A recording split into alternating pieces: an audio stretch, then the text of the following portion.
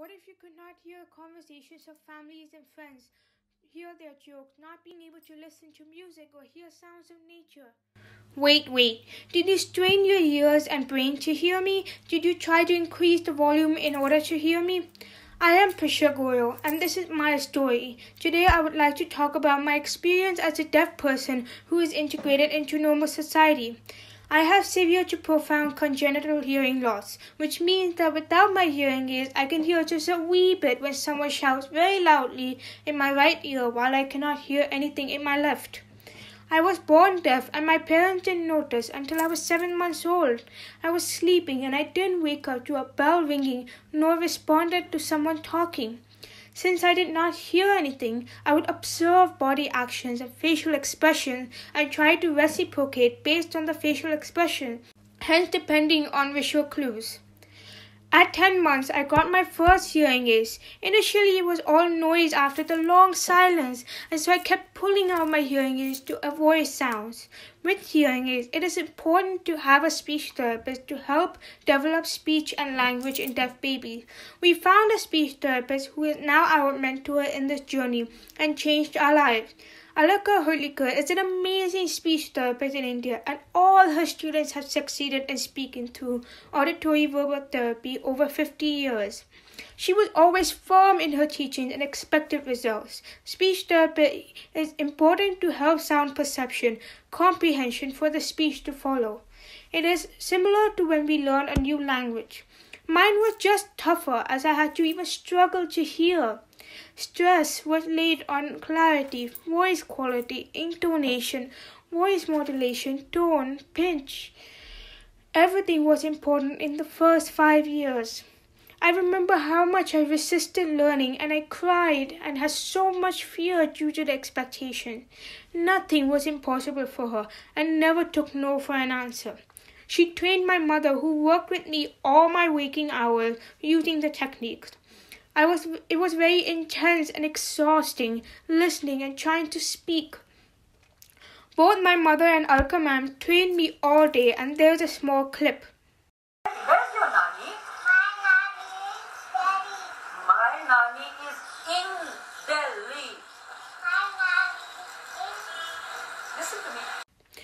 The following quote by Alka ma'am has motivated my mother to train me all my waking hours. Talk.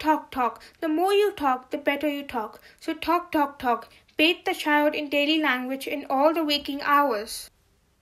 My mother has been my biggest moral support. I would learn how to speak everywhere we go, such as in the park, shopping, someone's house, even the washroom or the kitchen.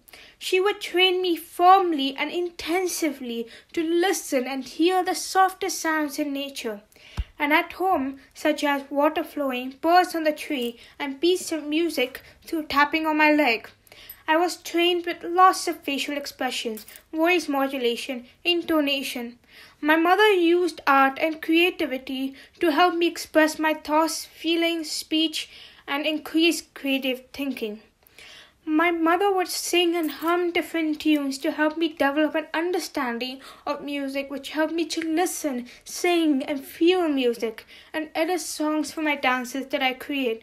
With the body actions and facial expressions, I was trained to be able to dance to the beats and rhythm. My mother teaches and corrects me even today. Most of us wonder how is it possible to continuously have that encouragement to be able to train her child like that. We worked like a team, and together we enjoyed learning and growing. The following thought is followed by her. Build a broad foundation in the first 5 years. The more you expose the child, the better it is. If I as a mother can't support my child, no one else will. No one can do it better than the mother because she is emotionally attached and is available to the child all 24 hours. Despite the tears and fears, I was highly attentive about my surroundings since every situation was about listening, learning, and repeating. I learned that if I don't hear conversations for a while, even today, my speech can regress. Hence, I have to be constantly talking and listening to English, which is my only language, too. I have picked up others too. A small clip is followed. Very good. H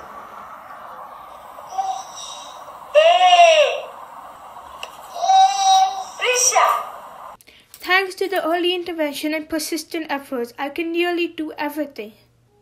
When I was 6, I moved to Germany, a big change of environment for me. For the first time, I got better programmed hearing aids. Suddenly, I heard louder and clearer, and best, I was able to hear new sounds. At my first international school, it was very difficult initially as the teachers didn't know how to support me, but things settled. I was struggling with accents and new languages and being accepted. Started in 2015 in Indonesia. It was one of the toughest phases of my life. The first 2.5 years of my school life were terrible. Non-acceptance and bullying by students and the teacher caused a lot of stress. Added to this, no hearing aid services.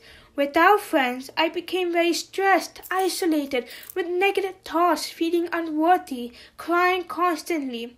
Then we found an American school, which was the best for me. All the teachers supported me and appreciated who I am. I discovered and blossomed under their care. I made new friends. I started to perform as my passion is in performing and visual arts. I gained back my confidence and strength. My mother started to spread awareness on disabilities on international forums through talks for other parents. I accompanied to perform. I accepted myself better. I don't regret the past as it made me who I am.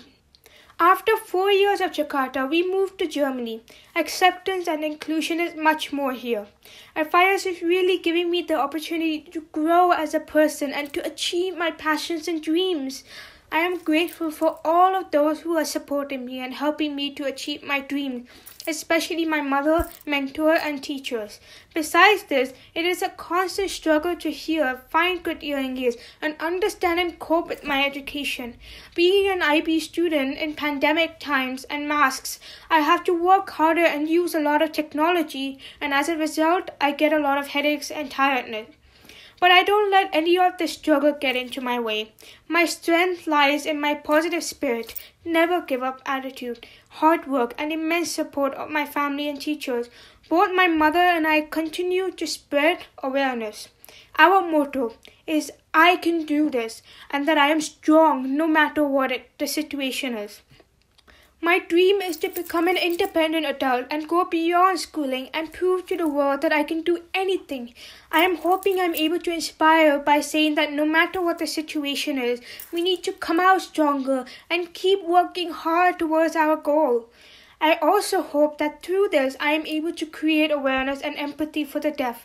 You can follow my journey on Impaired but Empowered on social media, where we support parents online pro bono. Next time you see a deaf person, stop. Try to listen. Be patient and yes, never say, never mind, oh, it's not important.